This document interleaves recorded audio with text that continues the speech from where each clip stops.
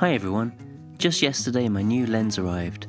It was only out of its box for a few minutes before I attached it to my X-T3 and walked out of the house to spend the rest of a sunny day taking pictures. It was a beautiful warm day, but being midweek it was quiet in town.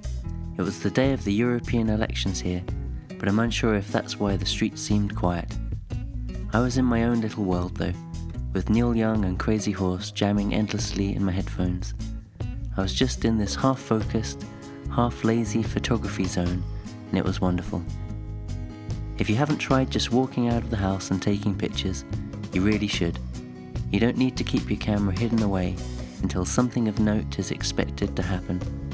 Without sounding too much of a hippie, and I'm really not that, the outside, especially in the sunshine, is always worth noting with your camera. This is the first standard wide lens that I've owned since I sold the spectacular Fujifilm 16mm f1.4 lens a year or so ago. Even though I still have the slightly wider 14mm, out on the street this field of view still seems a little bit unfamiliar. When I was composing a shot, there would so often be elements at the side of the frame that I didn't want in the picture.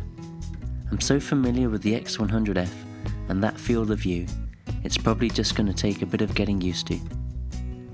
Having said that, I'm not sure if this would find its way to being my main walk-around lens, but being so small and light, it would be extremely convenient to have in your bag as an extra option.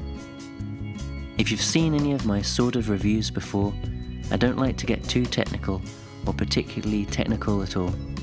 Having said that, I was really surprised by the richness of the pictures when I first took a look at them. However, please consider that none of these are straight out of the camera. These are pictures that I took for myself and I edited how I wanted them to look and feel. As the sun went down yesterday, I sat in the middle of a very quiet road taking pictures of some ducks by the river. I kind of like to think they know me by now, but they do sometimes get spooked, and this is a very wide lens to be photographing ducks with. You have to get extremely close. Ducks are fairly into their personal space, but that all goes out of the window if you have some pita bread to offer them. So is this finally Fuji's definitive duck portrait lens? I don't think so if I'm honest, and I know that's not what you're wanting to hear. But for landscapes, wide street scenes and cityscapes, documentary photography, it's really hard to beat. If I was travelling and wanted this focal length, this would be my lens.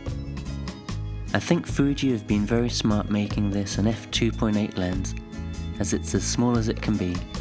Size and weight and the aperture are always going to be a trade-off. If you need the extra 2 stops for low light shooting or for the shallow depth of field, they're already selling that lens to rave reviews. This is a small, high quality lens and will have its own fans, and I think I may be one of them. That's all for now. Thank you very, very much for watching. Please subscribe, check out my Instagram, and say hi in the comments. See you all next time.